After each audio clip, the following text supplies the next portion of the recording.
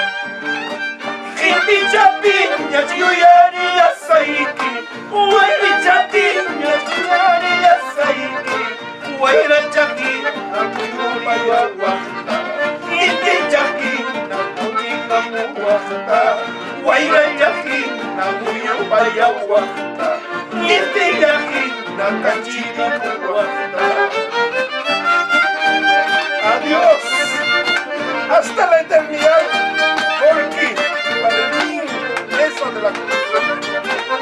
Adiós.